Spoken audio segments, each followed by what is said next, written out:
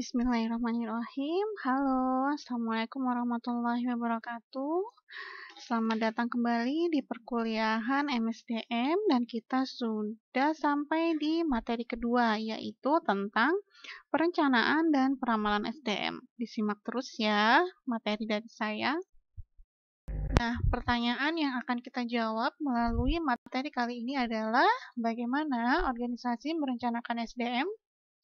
Nah, organisasi itu pasti harus mengetahui jumlah orang, kemudian kriteria dari orang itu seperti apa, atau kriteria sumber daya manusia yang mereka butuhkan untuk masa depan dan juga untuk kebutuhan bisnis mereka atau organisasi mereka. Perencanaan SDM itu bisa dibagi dua, bisa hard planning, jadi ada hard planning, ada juga soft planning. Kalau hard planning ini biasanya diutarakan dalam bentuk jumlah. Jadi jumlah SDM-nya, kemudian jumlah pegawainya. Nah, itu bisa didapatkan melalui peramalan, bisa melalui tren atau prediksi dari masa depan. Jadi mematchingkan antara supply dan demand dari pekerja. Nanti akan menghasilkan jumlah yang dibutuhkan. Kemudian ada soft planning. Kalau soft planning ini biasanya lebih berfokus pada isu-isu yang terjadi yang itu berhubungan dengan supply dan demand. Jadi permintaan dan juga penawaran dari tenaga kerja di yang mana sifatnya makro ya. Jadi antara kebutuhan dan juga yang ada di lingkungan organisasi itu seperti apa. Kemudian ada hubungan antara perencanaan SDM dengan perencanaan bisnis, di mana untuk perencanaan tenaga kerja ini pasti akan berhubungan atau pasti akan dipengaruhi dan juga mempengaruhi dari strategi bisnis dari perusahaan ataupun organisasi itu sendiri. Jadi ada hubungan yang sangat erat antara perencanaan SDM dengan perencanaan bisnis. Jadi strategi bisnis itu pasti harus bisa mempertimbangkan dari perencanaan SDM yang mana untuk apa? Untuk bisa mencapai tujuan dari bisnis. Sekarang kita lanjut, apa saja itu definisi dan juga cara-cara dari organisasi untuk bisa merencanakan SDM. Oke, next slide. Perencanaan SDM merupakan fungsi utama dari manajemen sumber daya manusia. Apa saja yang dilakukan dalam perencanaan SDM, itu salah satunya adalah menetapkan tujuan dan juga pedoman dari kegiatan ataupun pelaksanaan suatu organisasi atau perusahaan yang itu bisa menjadikan dasar pengawasan. Nah, kenapa menjadi dasar pengawasan? Jadi setiap organisasi ataupun perusahaan itu pasti akan melakukan evaluasi. Evaluasi itu dilakukan dengan adanya kontrol, adanya pengawasan, yang mana itu bisa diketahui dampaknya. Dampaknya akan terlihat baik ataupun tidak baik. Nah, peranan dari perencanaan sumber daya manusia itu sendiri adalah memilih tujuan dan juga cara yang terbaik untuk bisa mencapai tujuan dari suatu organisasi. Memilih tujuan ini pastinya ada beberapa alternatif yang disediakan atau yang ditawarkan oleh bagian perencanaan. Nah, ada beberapa alternatif yang akan dihasilkan oleh perencana SDM dan itu nanti akan dilihat dari sisi makro dan juga mikro dari organisasi itu sendiri. Perencanaan itu juga bisa melihat atau menghubungkan beberapa isu yang terjadi, beberapa fakta yang terjadi, dan itu bisa menjadikan dasar untuk asumsi-asumsi ataupun pilihan yang akan ditempuh oleh organisasi, seperti isu dari masa datang yang mungkin akan bisa berdampak pada organisasi, kemudian dari isu tersebut akan memberi dampak atau pengaruh kepada perumusan kegiatan-kegiatan yang akan dilakukan oleh organisasi ataupun perusahaan untuk bisa mencapai hasil yang diinginkan. Tujuan dari perencanaan SDM, nah pastinya adalah untuk bisa menentukan apa? Kualitas dan juga kuantitas karyawan yang mana akan menjalankan pekerjaannya di suatu organisasi ataupun perusahaan tersebut.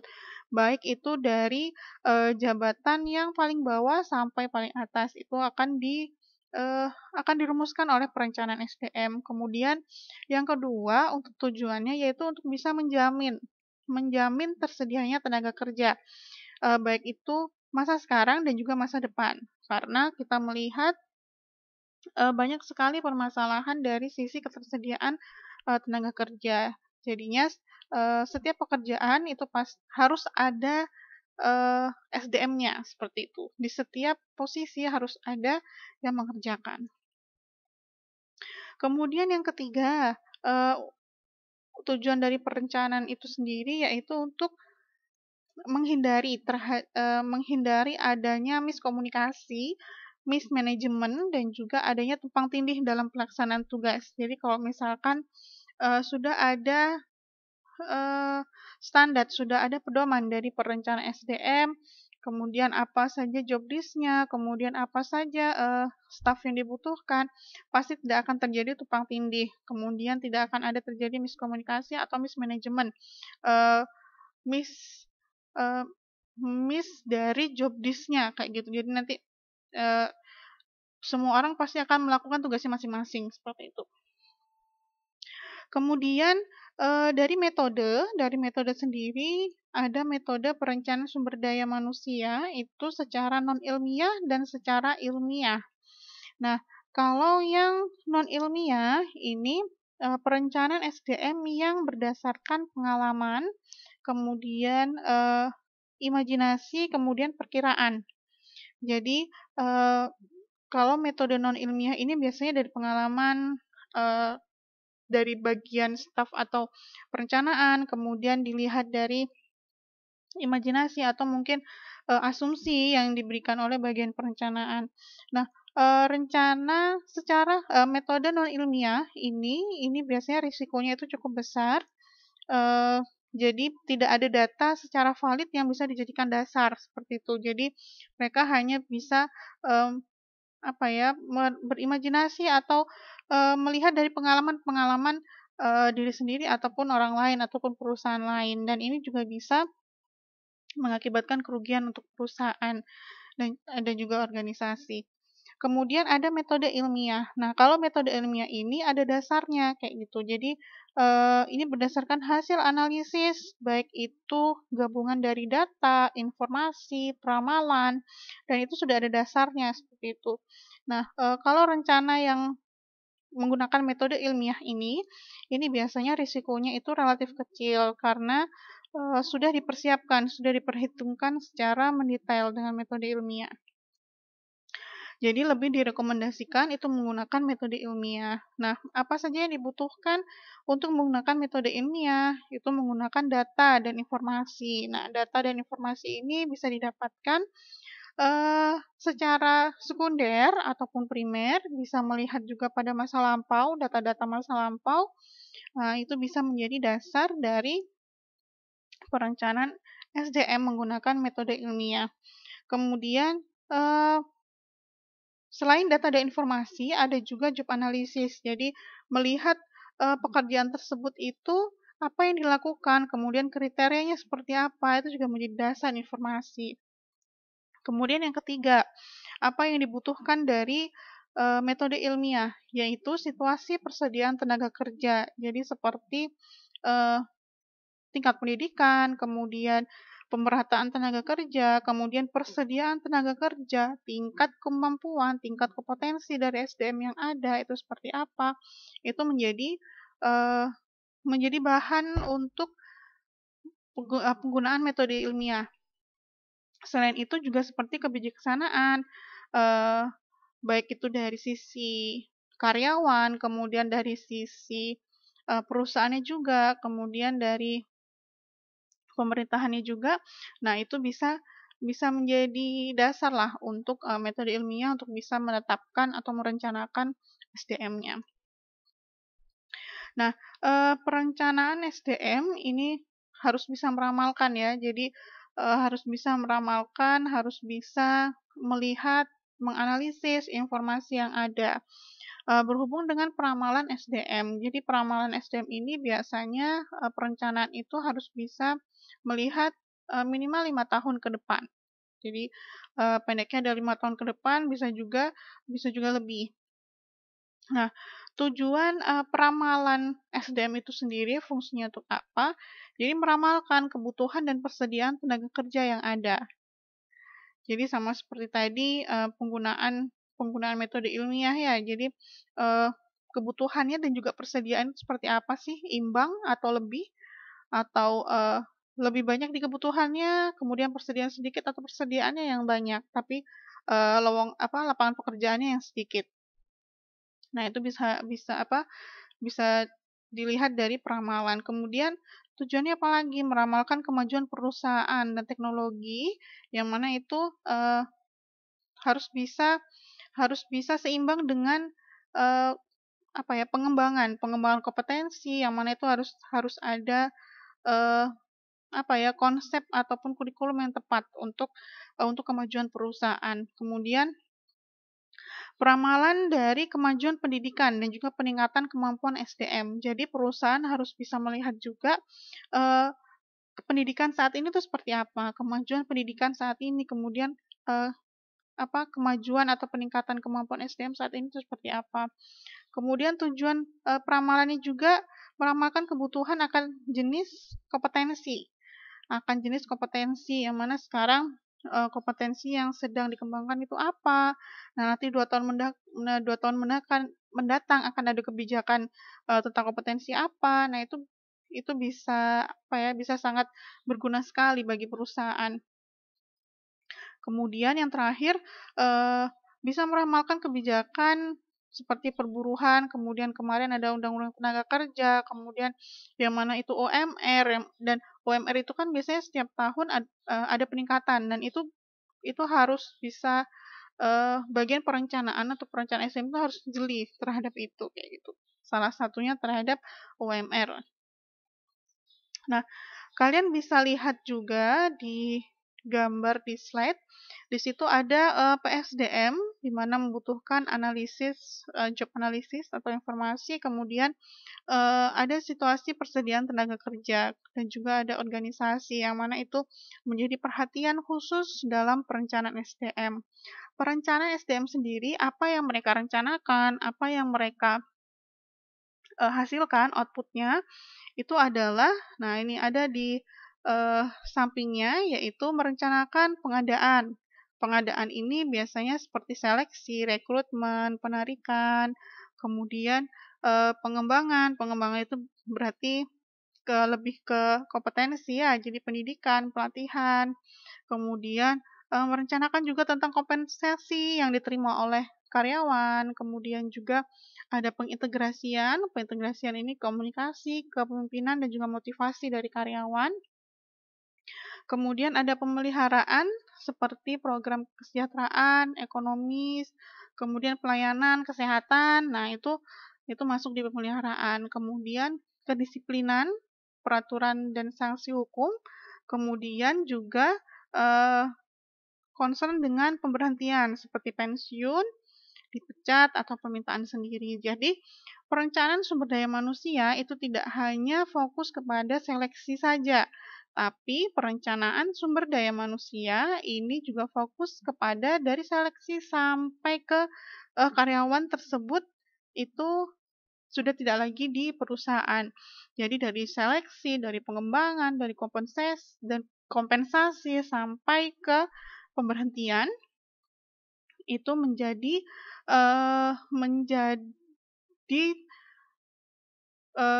bagian-bagian yang harus direncanakan atau dirancang oleh bagian PSDM, kayak itu. Jadi nanti kalian bisa melihat di bagian seleksi, dan nanti kita kan akan ada bagian tentang rekrutmen.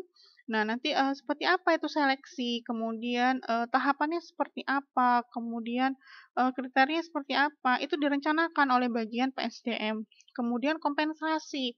Nanti kompensasi ini ada di bagian setelah UTS kalau tidak salah, Nah, bagian perencanaan sumber daya manusia juga harus bisa merencanakan kompensasi yang harus diterima oleh karyawan itu bagaimana, sebanyak apa, kemudian kalau misalkan itu dari tunjangan seperti apa kriterianya.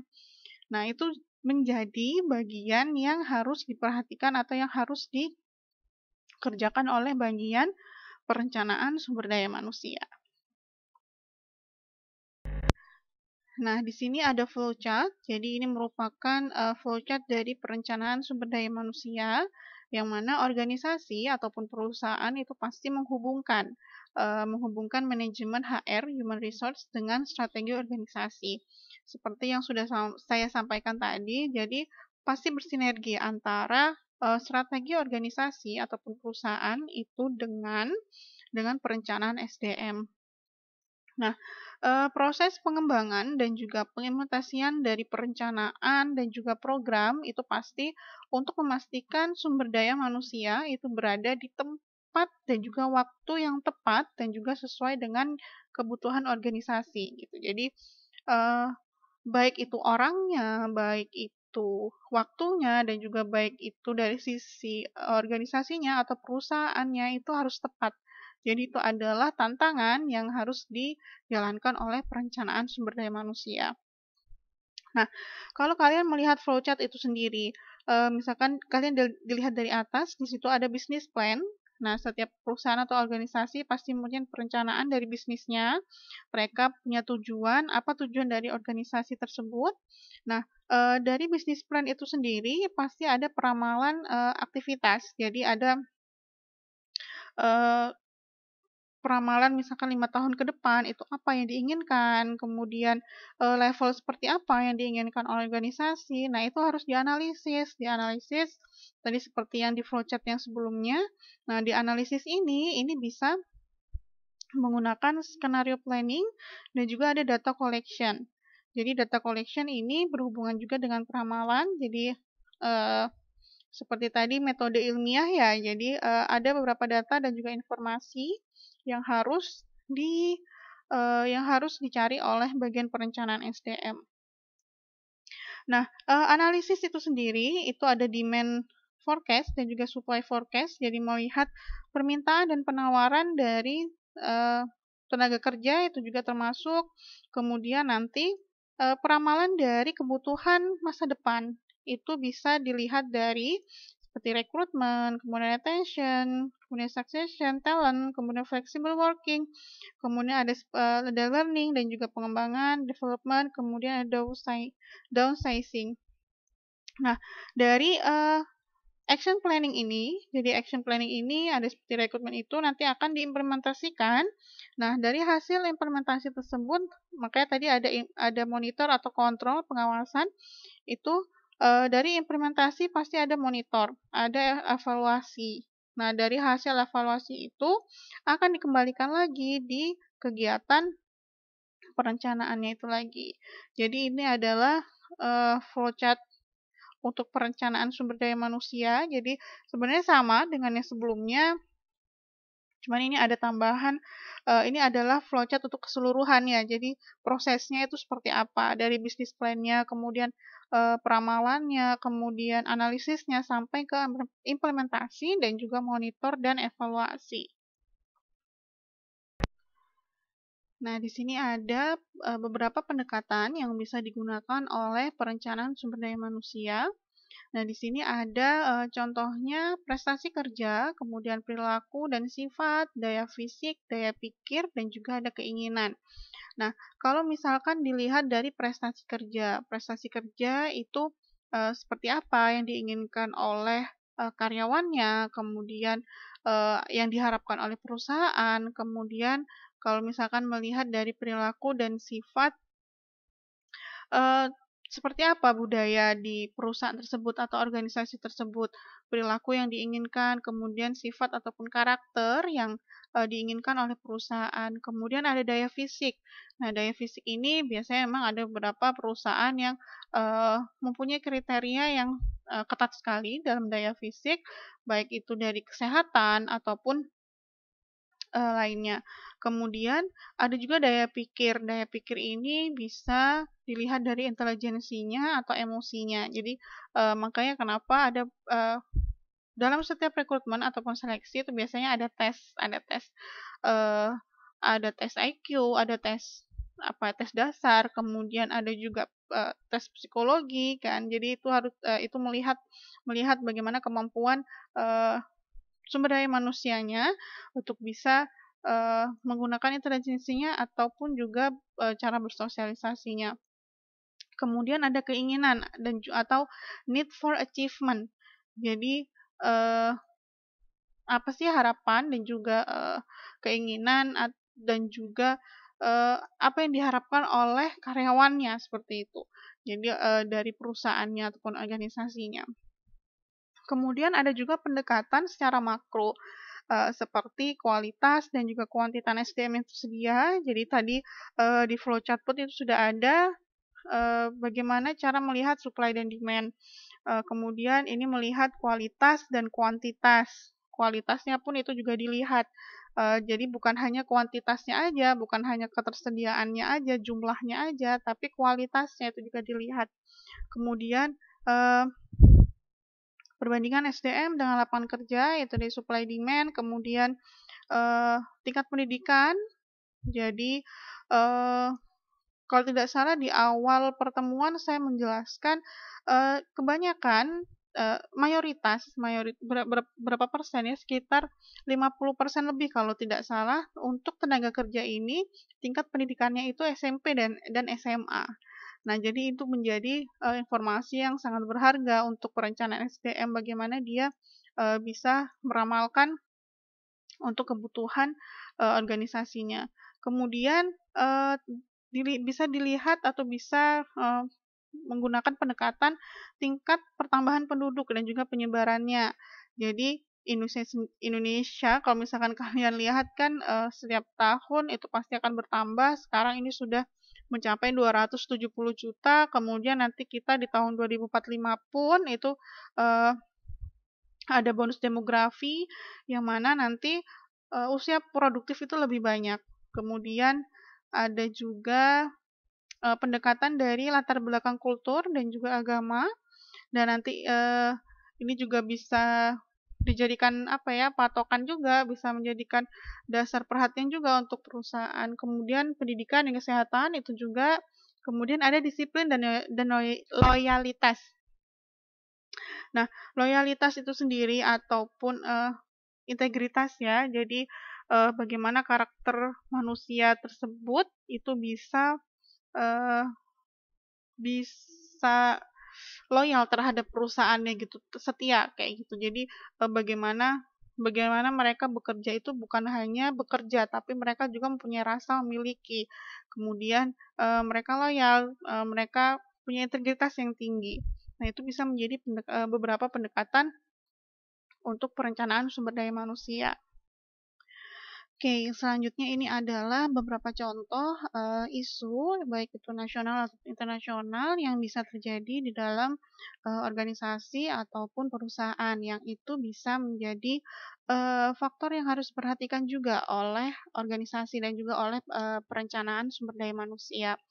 Jadi, ada beberapa, isu atau permasalahan, dalam sumber daya manusia, ini hanya beberapa contohnya saja. Jadi seperti umur, kemudian disabilitas, kemudian, kompensasi, informasi genetik, kemudian asal negara, kemudian pregnancy. Pregnancy ini hubungannya dengan jenis kelamin, kemudian, ras atau color, kemudian religion atau, agama. Nah, saya coba bahas satu persatu. Jadi ada beberapa, isu yang itu menjurus ke diskriminasi dan ini, benar-benar harus bisa diperhatikan oleh, perencanaan sumber daya manusia. Contohnya saja umur, beberapa perusahaan baik itu nasional ataupun internasional, ini secara tidak langsung, tidak semua tapi ada beberapa, secara tidak langsung, melakukan diskriminasi terhadap umur. Jadi, memang, memang perusahaan ataupun organisasi itu kan pasti menginginkan, pekerja atau karyawan yang produktif, kemudian, eee yang dia bisa memberikan sumbangsi yang besar, dia punya pemikiran yang kuat, dia kritis seperti itu. Jadi ada beberapa kasus diskriminasi dari umur. Jadi ya umur yang lebih muda ini biasanya dia memang lebih produktif kayak gitu. Dan untuk rekrutmen pun biasanya ada batas usianya seperti itu. Dan biasanya kalau untuk yang usia sudah lanjut, ini biasanya sudah eee, apa ya, sudah naik pangkat ataupun sudah di pangkat yang lebih tinggi, seperti itu. Kemudian ada disabilitas. Disabilitas ini memang ada beberapa perusahaan yang mereka memang meng-hire orang-orang yang mempunyai kekurangan seperti itu, tapi juga ada beberapa perusahaan yang juga tidak bisa menerima, dan ini sebenarnya juga orang-orang disabilitas juga punya hak untuk bisa bekerja. Jadi eee, sangat didukung sekali baik untuk nasional dan juga internasional untuk orang-orang disabilitas untuk bisa terus berkarya. Kemudian kompensasi, equal pay. Jadi kompensasi sendiri itu kan dilihat dari prestasi kerja, itu juga bisa. Jadi eee, seberapa besar peranan dari karyawan tersebut kepada perusahaan. eee, Kompensasi ini bisa dituangkan atau bisa dirupakan dalam bentuk uang, tunjangan, ataupun hari cuti, seperti itu. Dan itu sangat banyak sekali permasalahan. Ada yang karyawan itu tidak bisa mendapatkan cuti, kemudian ada yang karyawan itu gajinya ada di bawah sekali dari UMR. Nah, kayak gitu. Jadi ini beberapa faktor. Kemudian informasi genetik. Nah, informasi genetik ini Eee, yang namanya riwayat histori dari mungkin kesehatan, kemudian pribadi kita. Nah, ini seharusnya kan menjadi privasi, namun ada beberapa yang itu sangat diperhatikan sekali oleh perusahaan. Oh, karyawan ini mempunyai riwayat mungkin seperti penyakit-penyakit apa lainnya, dan ini eee, apa ya, sangat menjadi diskriminasi bagi orang tersebut, seperti itu. Kemudian national origin, jadi ya, asal negara, ya, ada beberapa perusahaan yang memang eee, suka dengan karyawan atau dengan orang yang berasal dari salah satu negara, seperti itu. Jadi memang eee, memang itu kebijakan ataupun hak dari perusahaan, cuman dari komunitas tenaga kerja itu pasti mereka tetap menyuarakan untuk bisa adanya persamaan dari national origin juga dan juga lainnya. Nah, kalau pregnancy eee, ini juga yang menjadi salah satu isu yang besar di internasional juga. Jadi, ya memang kalian pasti mendengarkan eee, kalau misalkan masuk dalam pekerjaan ini untuk tidak menikah selama berapa tahun, kemudian adanya pilih tenaga kerja pilih dari jenis kelamin, jadi biasanya yang dipilih itu laki-laki, dan karena yang kalau perempuan ini biasanya dia pasti akan tidak produktif, lebih produktifnya laki-laki. Nah, eee, tidak produktifnya itu seperti apa? Seperti ketika wanita ini hamil, kemudian melahirkan, kemudian nanti ada ini selanjutnya, dan itu pasti mereka akan melakukan cuti gitu, dan itu dianggap oleh beberapa perusahaan itu mengganggu dari produktivitas perusahaan. Kemudian color atau ras. Jadi ya eee, pasti kalian sudah pernah pernah dengar juga, jadi ada beberapa perusahaan yang sangat mendiskriminatif. Jadi nanti kalian bisa bisa searching bagaimana color kemudian ras itu bisa apa ya, mempengaruhi dari eee, suatu perusahaan kayak gitu. Kemudian religion, ya jadi ini juga salah satu eee, isu yang biasa terjadi di dunia tenaga kerjaan, baik itu dalam penggunaan hijab, kemudian dalam eee, melakukan ibadah, seperti itu. Jadi ada beberapa perusahaan yang memang mungkin eee, basisnya memang bukan eee, bukan dari agama yang sama. Jadi tidak menyediakan waktu untuk ibadah, kemudian tidak memperkenalkan untuk misalkan tidak memperkenalkan untuk menggunakan hijab. Nah, seperti itu. Jadi eh, ada komunitas, makanya ada serikat pekerja yang itu biasanya nanti akan memperjuangkan hak-hak dari pekerja, karena itu termasuk dari hak tenaga kerja. Nah, ini coba saya contohkan, ada HR planning dari perusahaan Google, di mana untuk Google Human Resource Planning ini dia menggunakan dua teknik, yaitu trend analysis dan skenario analysis. Nah, untuk yang trend analysis, di sini teknik yang digunakan adalah kuantitatif, jadi mengharuskan perusahaan untuk bisa memprediksi kemungkinan dari permintaan sumber daya manusia disesuaikan dengan kondisi sekarang dan juga masa depan. Kemudian ada analisis skenario, jadi ini menggunakan teknik kualitatif untuk peramalan permintaan sumber daya. Nah, ada untuk penggunaan kualitatif di sini pasti adanya beberapa kombinasi yang bisa digunakan. Jadi Google sendiri ini menggunakan kombinasi antara kuantitatif dan kualitatif teknik. Jadi dalam proses peramalan permintaan sumber daya manusia. Kemudian ada surplus dan shortage of employees. Jadi melihat jumlah, baik itu jumlah ataupun kompetensi dari tenaga kerja di suatu perusahaan di Google, ini melihat apakah jumlah dari pekerjanya itu surplus atau kekurangan, kayak itu. Jadi melihat ada pastinya ini menggunakan rumusan untuk melihat kompetensi dan juga jumlah job disk, yang mana kalau misalkan di Google ini misalnya di manufaktur ya web IT-nya, kemudian baik itu fiber internetnya, kemudian ya developing web base-nya dan juga software-nya. Nah, ini harus dilihat, harus bisa diidentifikasi oleh manajemen sumber daya manusia dari Google. Jadi mengidentifikasi adanya kelebihan atau kekurangan dari tenaga kerja. Jadi ini menggunakan teknik peramalan juga. Jadi ini bisa nanti digunakan untuk ketika rekrutmen atau scheduling. Jadi mungkin nanti ada yang mutasi, kemudian atau ada yang diberhentikan atau dia membutuhkan, kemudian rekrutmen lagi, seperti itu. Kemudian balancing supply dan demand. Jadi ini manajemen sumber daya manusia dari Google ini akan menghadapi permasalahan yang minimal ketika adanya balancing, adanya persamaan antara supply dan demand dari tenaga kerjanya. Jadi kan kalau misalkan memang seimbang antara permintaan dari Google kemudian dari tenaga kerja yang di luar itu sama, akhirnya akan menghadapi risiko yang minimal, kayak gitu. Jadi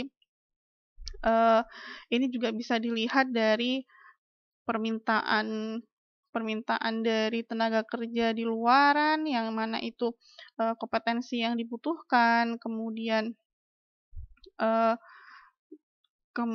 selain kompetensi, kemudian ada yang tadi saya jelaskan itu, ada juga yang sosialnya, seperti itu kan. Jadi di sini Google menggunakan strategi yang fleksibel. Jadi di sini untuk meng-hire karyawan baru ini biasanya menggunakan peramalan human resource. Jadi tetap menggunakan peramalan.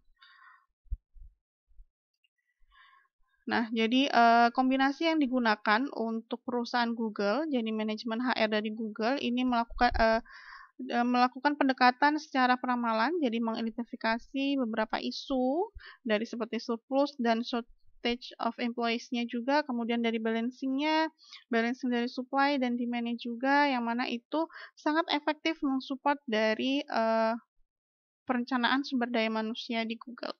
Untuk metode dan teknik ini sama-sama digunakan kombinasi, jadi menggunakan kombinasi antara trend analisis dan skenario analisis.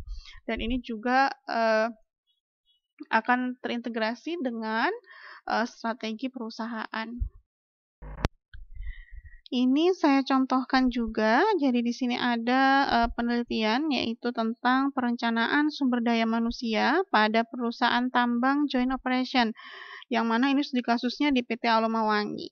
Nah, dalam penelitian ini di sini kalian bisa melihat juga flowchart yang digunakan, yaitu dari rencana strategis perusahaan.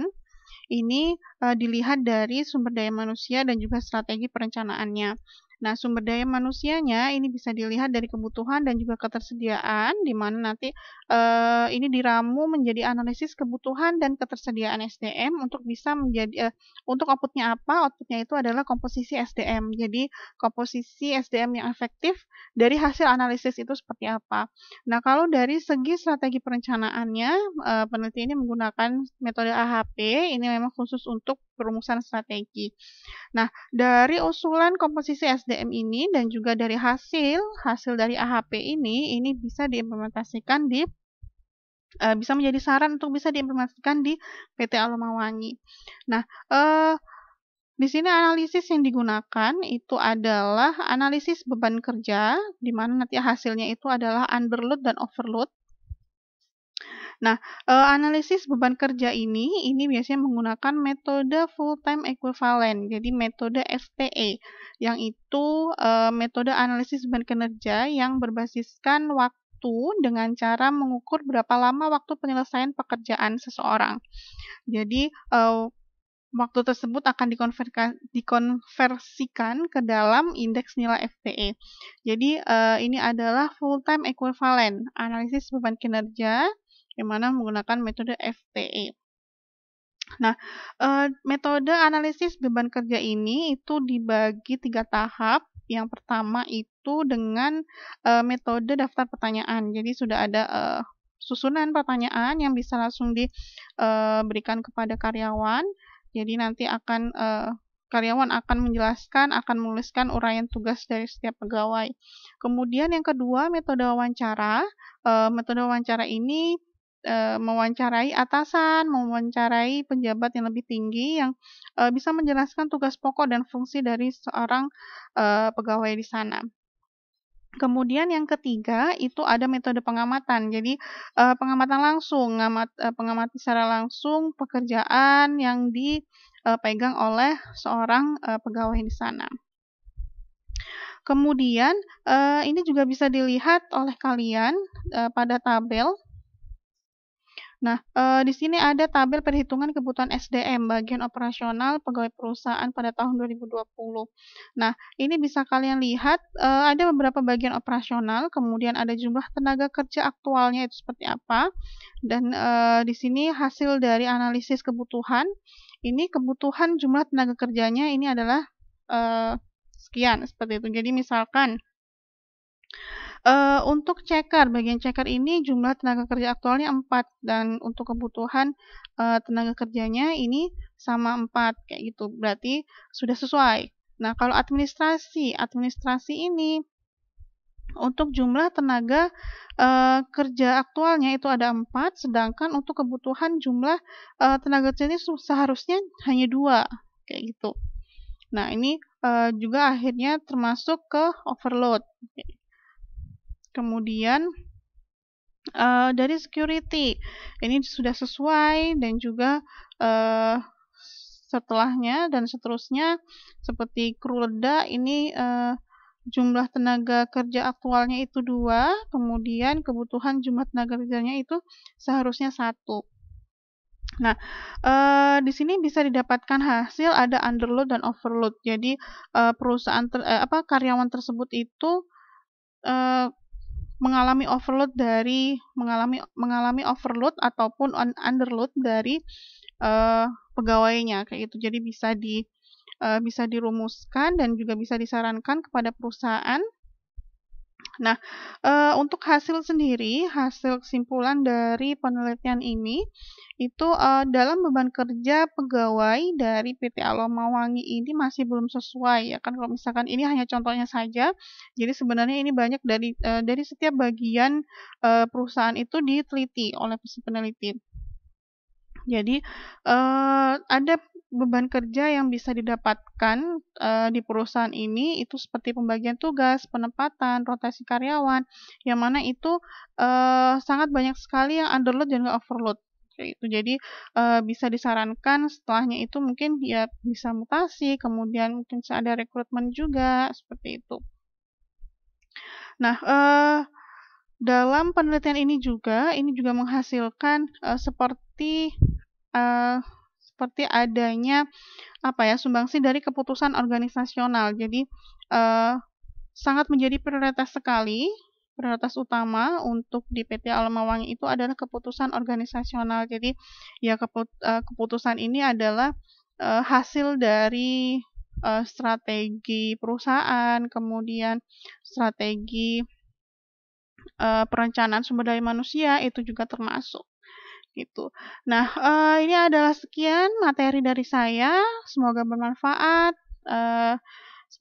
untuk saya dan juga untuk kalian semua. Terima kasih. Wassalamualaikum warahmatullahi wabarakatuh.